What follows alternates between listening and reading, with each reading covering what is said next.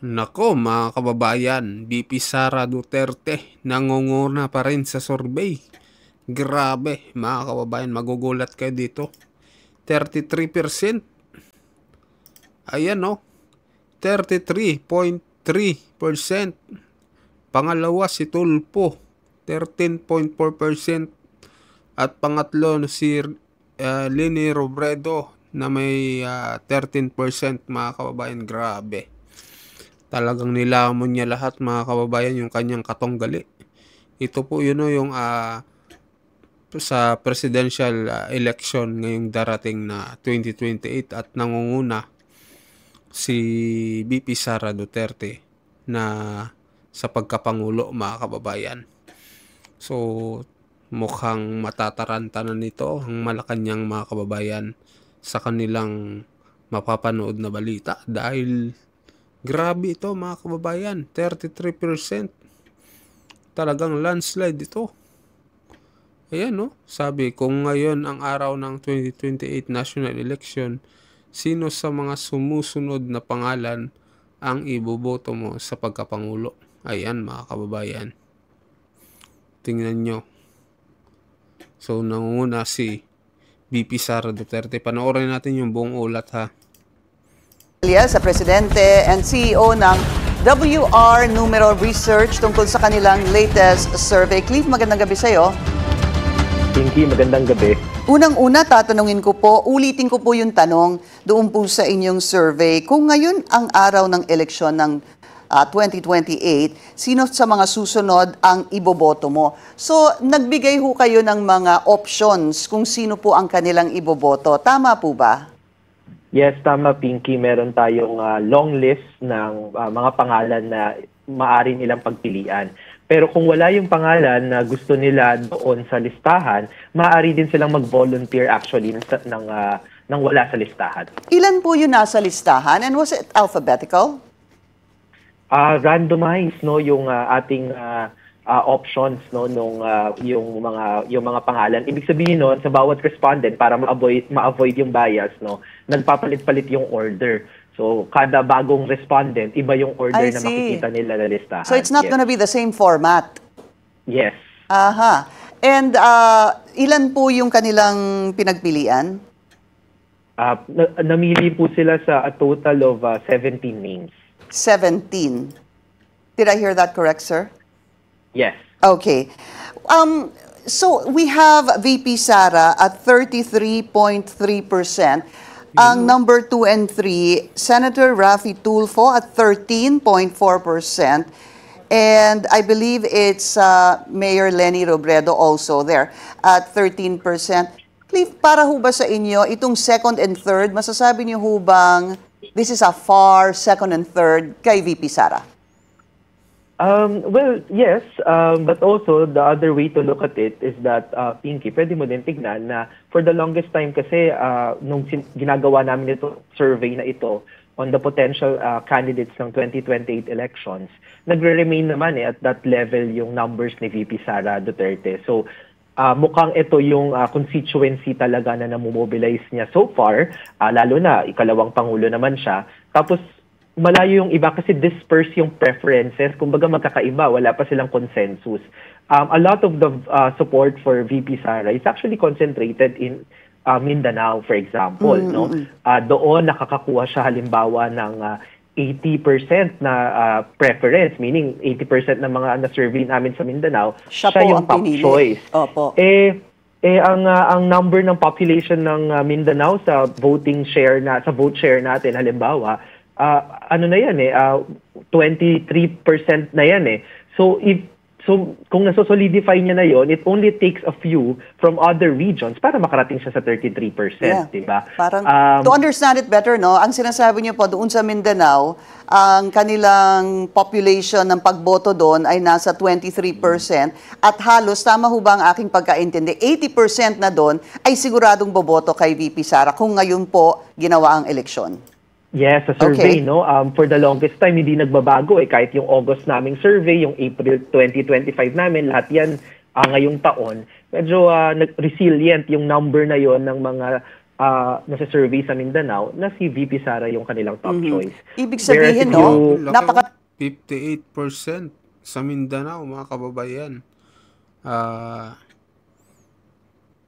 Pumapangalawa, si Lenny. Ayan. Pangatlo, Bongo. Tulpo. So, apat yung naglalabanan sa Mindanao. Pero landslide, 58. Tapos sa Visayas, 43. Dito sa Metro Manila, 23% na siya, at 20% sa rest of Luzon. Grabe, mga kababayan, mukhang landslide, no? Sa 2028 presidential election. loyal at committed nitong voting base at preference para kay VP Sara. Yes, no, yung sinasabi nilang Solid South, it appears to be true in the surveys that we've done in the past.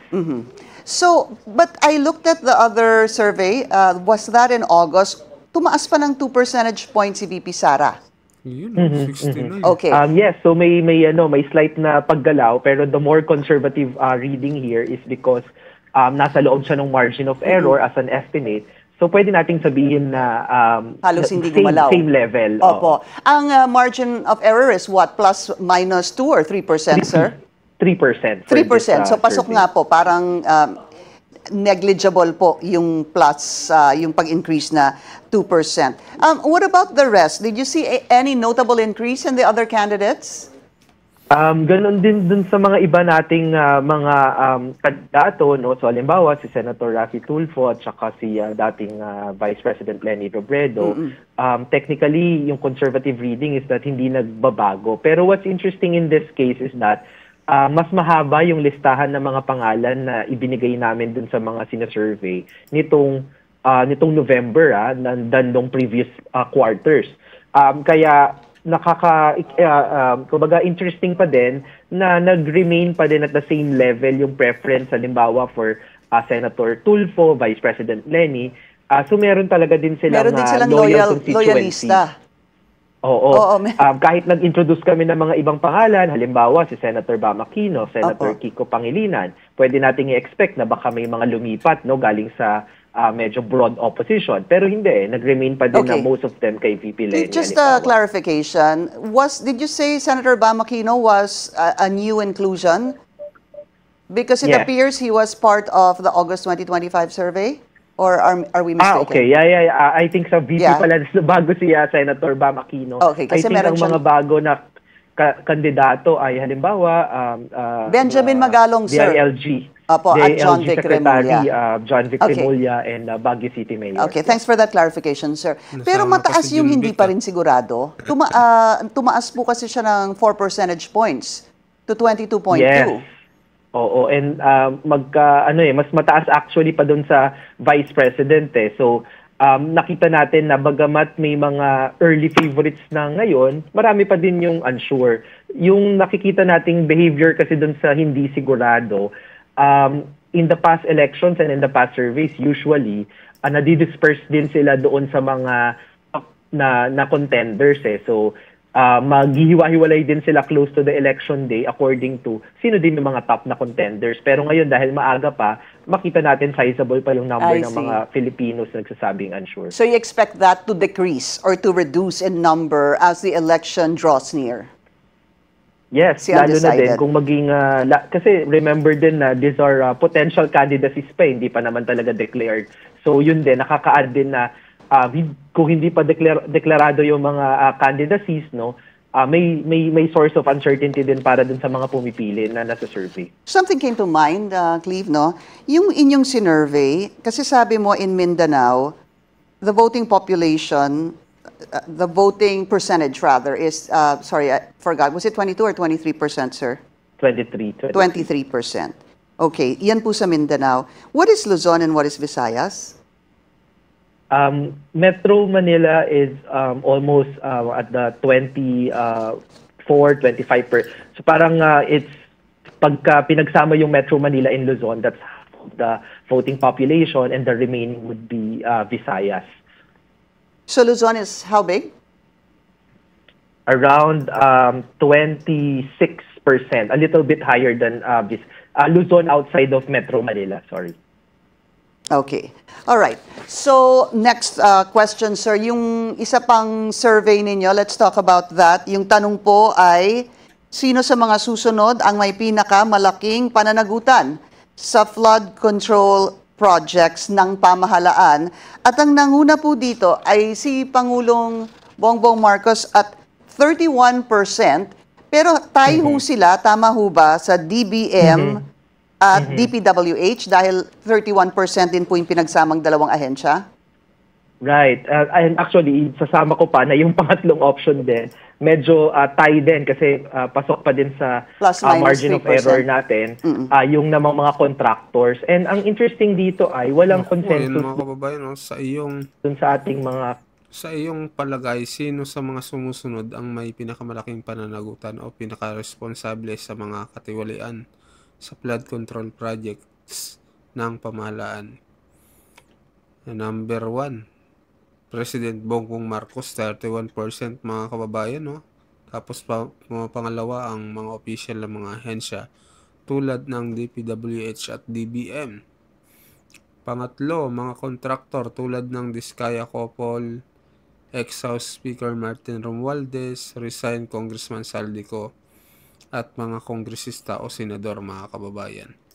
kababayan kung sino actually yung pinaka sinasabi nilang may pinaka primary o malaking pananagutan dito sa flood control projects kasi although yan yung national results na may tatlo kang top na nakakuha ng mga sagot mula dun sa survey, pag tinignan mo yung demographic breakdown, halimbawa tanong ka sa Metro Manila, sa Luzon, iba-iba, no? Sa Mindanao, halimbawa, diyan ang top na kanilang sinisisi ay si President Marcos. Tapos mag-iiba na din 'yan sa Metro Manila and Luzon at saka sa Visayas.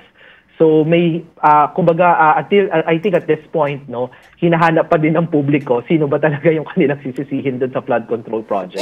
Would it be safe to assume then that yung pong voting population ng Mindanao for the presidency that is solid to the vice president, ito din po yung sentimento nung voting population doon sa Mindanao na nagsasabing ang punot dulo at may kasalanan ng flood control project ay si Pangulong Bongbong Marcos. In other words, it appears, is it safe to assume that they are loyal to the vice president?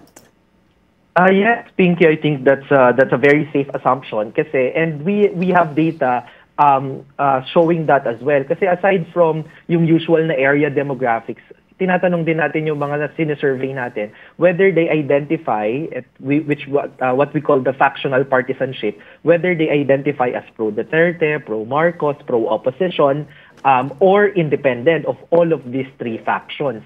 And if you look at their responses dun sa nung na on the flood control accountability, ganun yung lumalabas. If you ask the pro Duterte, the top response would be President Bongbong Marcos is the primary primary accountable, no?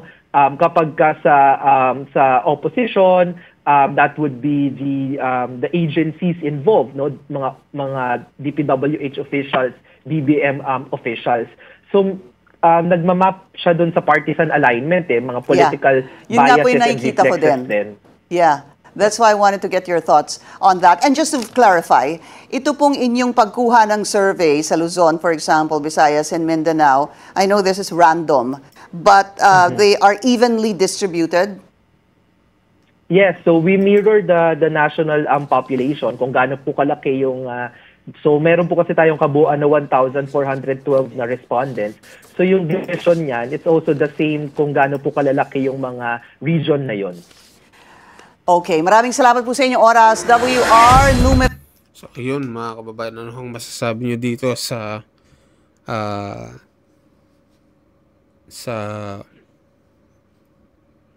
ano ba yan? Sa survey po ng WR Numero Research mga kababayan, no, na nanguna si Vice President Sara Duterte sa pagkapangulo sa darating na 2028 mga kababayan. So mag-comment kayo, mag-like at mag-subscribe. At sa mga bagong pasok dyan, pa-subscribe po ng ating channel. Maraming salamat po sa inyong lahat.